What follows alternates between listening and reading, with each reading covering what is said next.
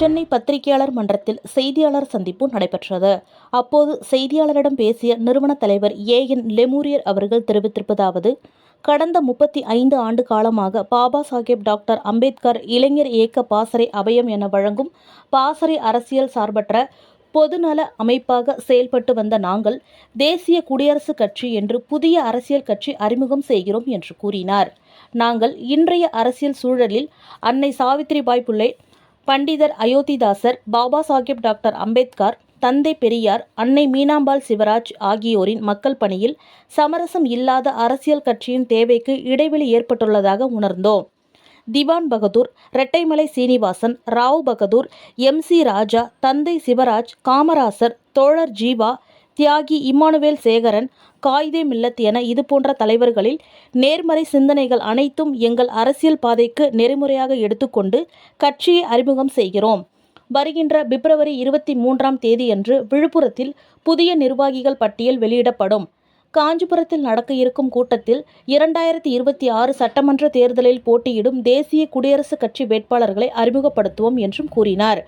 5 ஆண்டு காலமாக நாங்கள் நடத்தி வந்த பாபா சாஹேப் டாக்டர் அம்பேத்கர் இளைஞர் இயக்க பாசறை, அதாவது அபயம் என வழங்கும் பாசறை அரசியல் சார்பற்ற பொதுநல அமைப்பாக இந்த நிமிடம் வரையில் செயல்பட்டு வந்தது.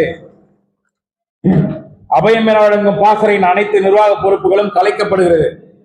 அபயம் இயக்கத்திற்கான புதிய நிர்வாகிகள் என்னால் எனது தலைமையில் குழு அமைக்கப்பட்டு பின்னர் அறிவிக்கப்படும். அது நான் பொலிட்டிகலா, மேலும் அரசியல் சார்பற்ற இயக்கமாக அபயம் தொடர்ந்து தனித்து செயல்படும். அதே போல நமது தேசிய குடியரசுக் கட்சியின் புதிய நிர்வாகிகள் பட்டியல் இம்மாதம் 23/2/2020 தேதி அன்று விழுப்புரத்தில் வெளியிடப்படும்.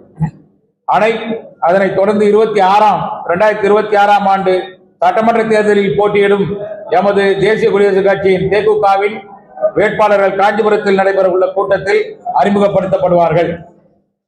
தமிழ்நாட்டின் வட மாவட்டங்களில் 18 தொகுதியில் வேட்பாளர்களை நிறுத்துவது என்று நமது NRP கட்சி முடிவெடுத்திருக்கிறது.